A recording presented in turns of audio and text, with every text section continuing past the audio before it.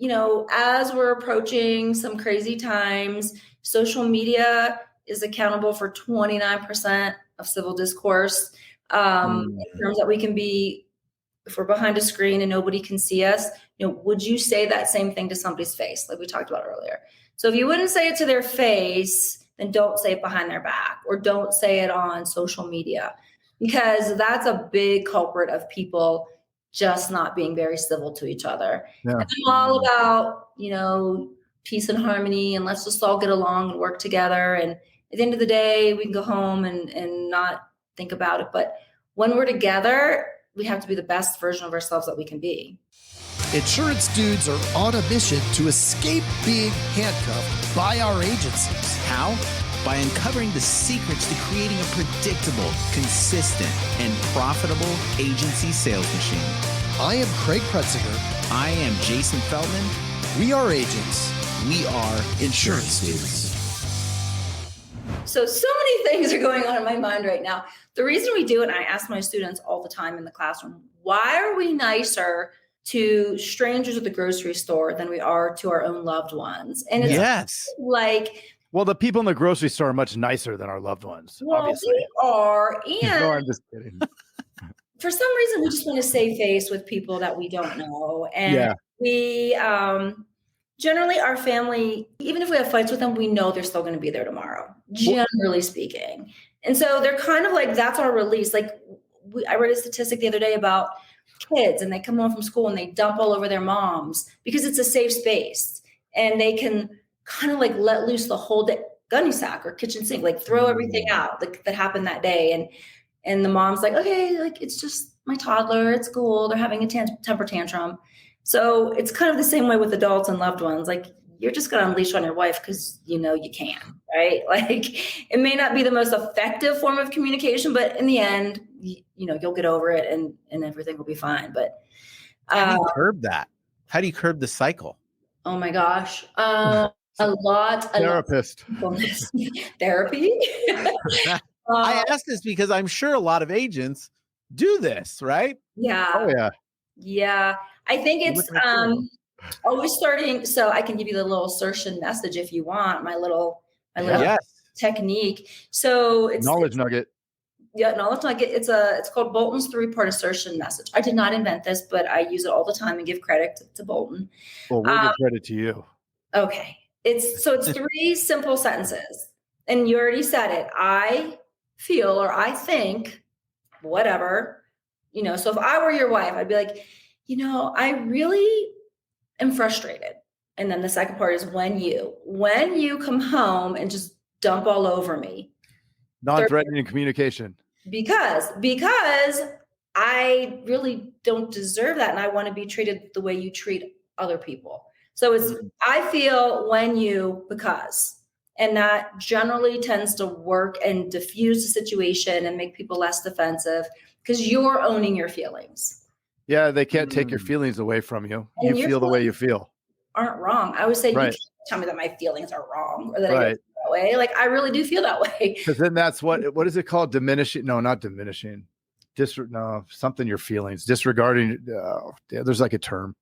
Yeah. Anyway. I love that.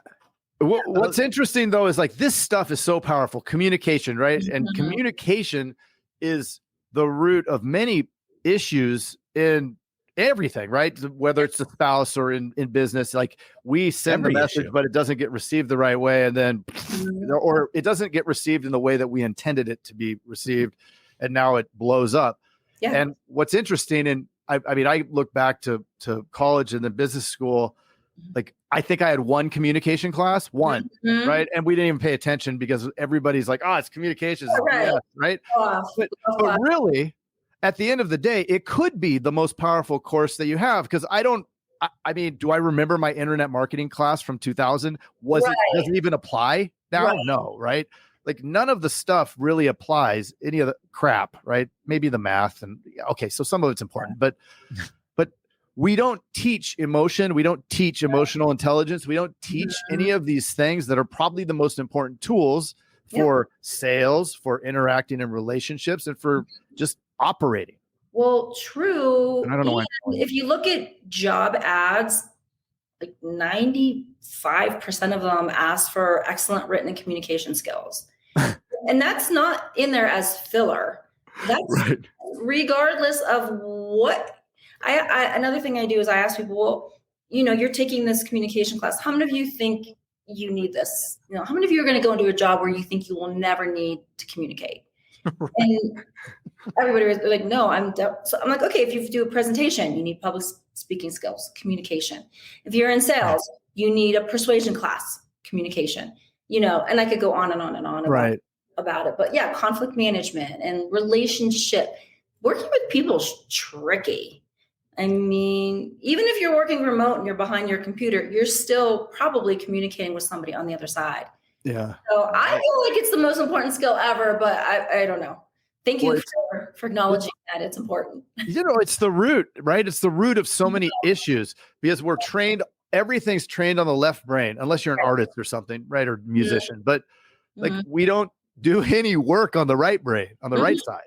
It's it's fascinating. Like, why wouldn't we work on the thing that is actually probably the most important? The left side wasn't even developed. It's like, this is new, right? Like the rest of it is like the true essence.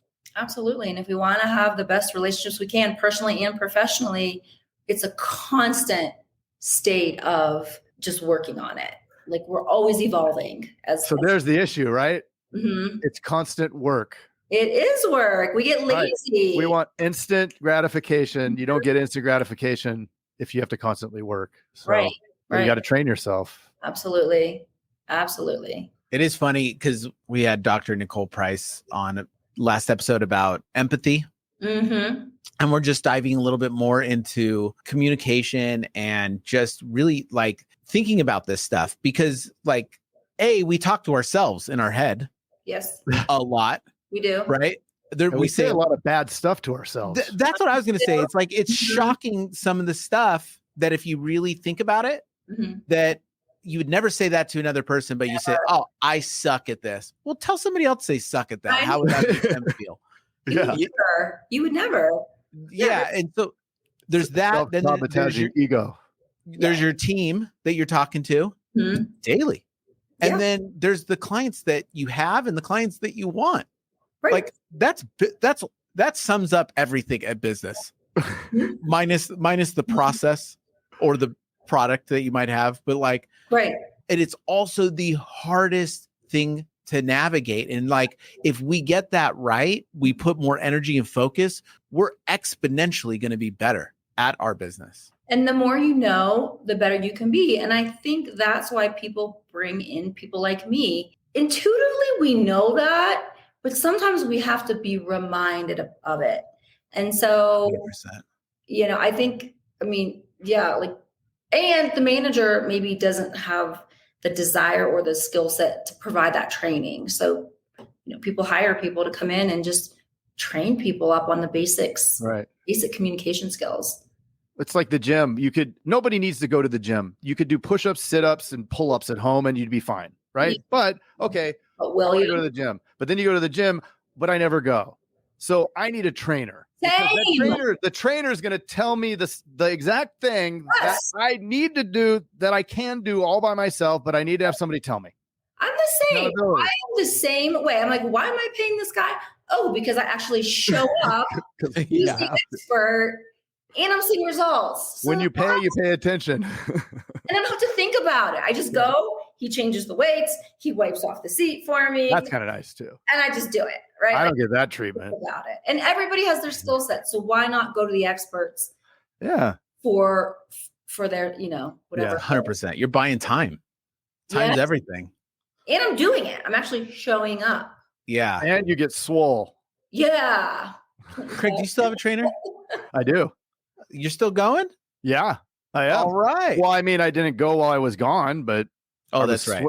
I was paddling every day because I was out in big waves. So I wish everybody could see the way he just paddled. Well, there's stuff in the way. I gotta, pterodactyl, huh? Pterodactyl. Watch the YouTube clip if you want to see the pterodactyl. So let me ask you, what are some of the biggest needle movers for us as business owners to really make a change and make some positive impact in our organization? In terms of just all the best practices that people could do. Yeah. So I would say, like, think about like an agency. You got your team, you have you, and then your clients and everything else. What are some of the, like, some things that we can do to really just make the biggest impact? Yeah. In your opinion?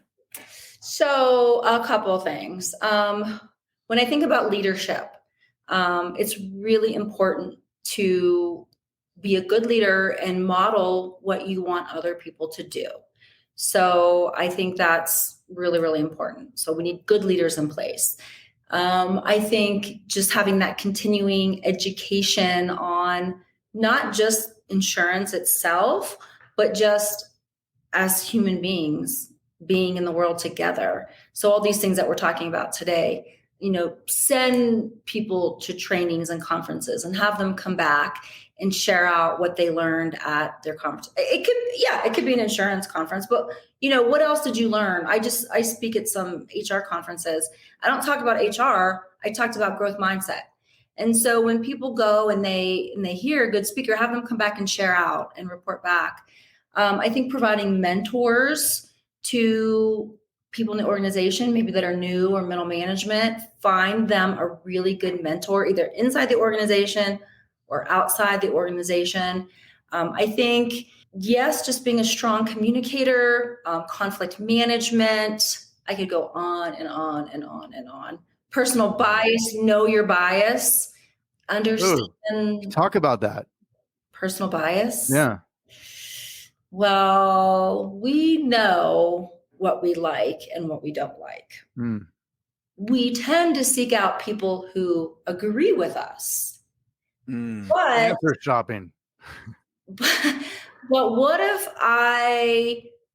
and most people, again, don't like conflict, so they don't want to engage in conversations where they might find themselves in a situation where they don't know how to handle conflict. And conflict, I don't mean like, throwing fists. I just mean like a debate. And so, I know my biases, but I'm still willing to let that person sit across from me and vent to me and just kind of go off on whatever tangent they're going through in that moment. I don't have to agree with them, but I can listen. I can be a really good listener. And usually when people leave my office, they come in with a problem.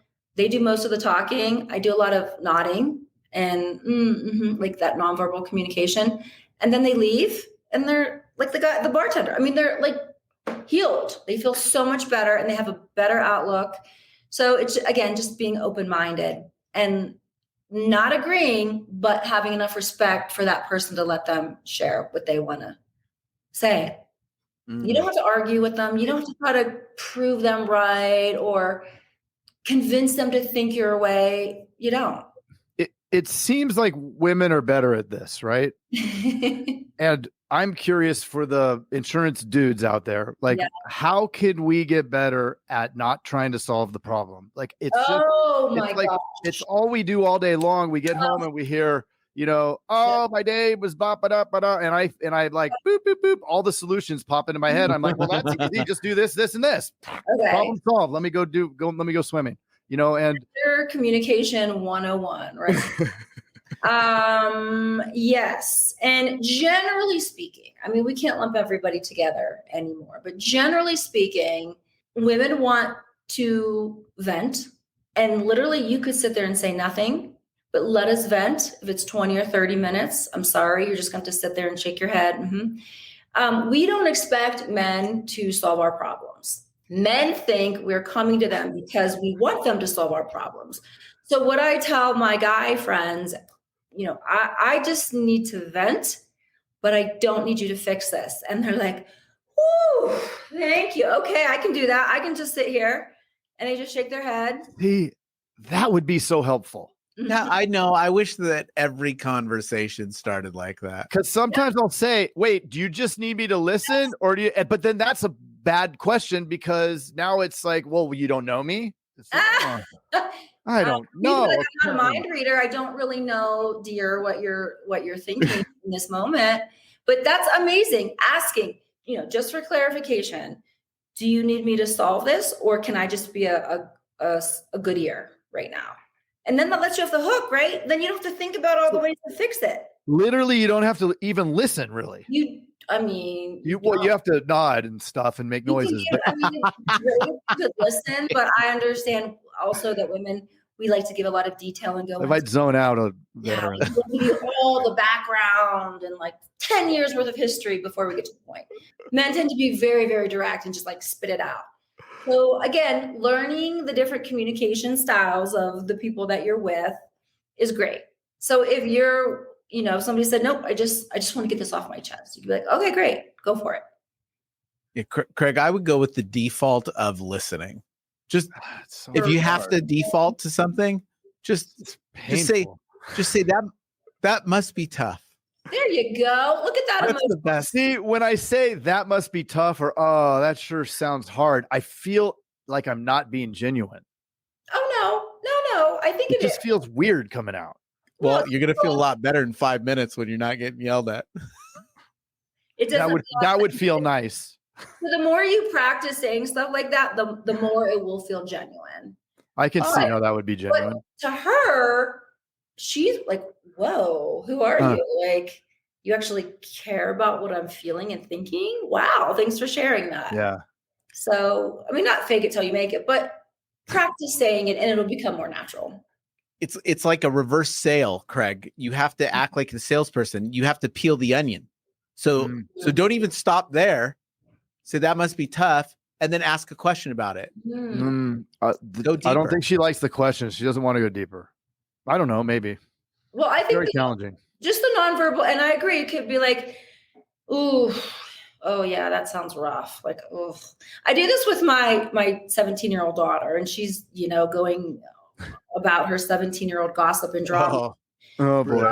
And this one, and I'll be like, oh wow, that was very nice of her, was it? Like, oh my gosh, wow, that sucks.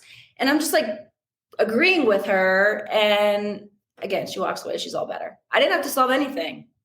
That's awesome. Wow. And then she also didn't lock her door saying you can't come in. Right. It encourages communication because she knows I'm not going to judge her, or, well, why didn't you say this? Or why didn't you say that? Which, trust me, I want to give her advice. But I'm like, yeah, there's so many better things than the way that it's being done. Like, I see so many inefficiencies. That's why I try to solve it. No, not your job. Your job is to listen in that moment. If she comes to you and says, can you help me figure this out? Great. Now there's your cue. Yeah. Otherwise, it's just active listening. And I think this is sure? Don't do that. Could I solve it but not tell you? I'll just put it in a note and put it over in this pile, and then You don't even have to waste the brain cells. You don't even have to think about it. I can't help it. If they don't want the you're right. And save those brain cells for insurance. I don't know, something. Not insurance. Is there anything we didn't talk about that you want to talk about? Oh my gosh. We've talked about a lot. This has been a really good conversation. It's been great. I think just, again, as we're approaching some crazy times, social media is accountable for 29% of civil discourse. In terms that we can be, if we're behind a screen and nobody can see us, would you say that same thing to somebody's face, like we talked about earlier? So if you wouldn't say it to their face, then don't say it behind their back, or don't say it on social media, because that's a big culprit of people just not being very civil to each other. Yeah. And I'm all about, peace and harmony, and let's just all get along and work together. And at the end of the day, we can go home and not think about it. But when we're together, we have to be the best version of ourselves that we can be. Love it. That is awesome.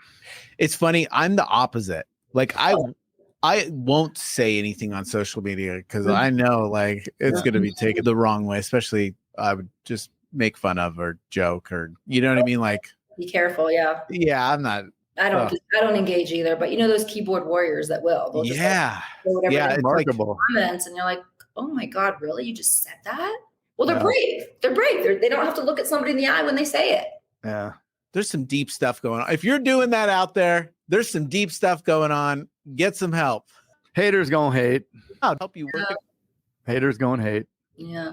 When I see the hater comments, I just put the little haters going hate gif up, and somebody roller skating. I genuinely love it.